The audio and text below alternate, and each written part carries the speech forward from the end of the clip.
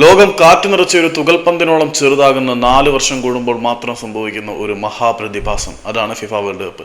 സാധാരണ ലോകകപ്പ് ആകുമ്പോഴത്തേക്ക് അൽഗോരിതം മുഴുവൻ അതിനനുസരിച്ച് സെറ്റാവുന്ന കാഴ്ച നമ്മൾ കണ്ടതാണ്.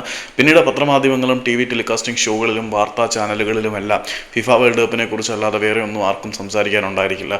പക്ഷേ ഇത്തവണ ലോകത്തിലെ ഏറ്റവും കൂടുതൽ പോപ്പുലേഷനുള്ള രാജ്യങ്ങളിൽ ഒന്നായിട്ട് പോലും ഇന്ത്യയിൽ നിന്നും ഫിഫ വേൾഡ് കപ്പിന്റെ ബ്രോഡ്കാസ്റ്റിംഗ് റൈറ്റ് ഏറ്റെടുക്കാൻ ആരും മുന്നോട്ട് വന്നിട്ടില്ല എന്നുള്ളത് ഇത്തിരി സങ്കടം ഇന്ത്യയിലെ ഫുട്ബോൾ ആരാധകർക്കിടയിൽ ഉണ്ടാക്കും എന്നുള്ളത് സത്യം തന്നെയാണ്.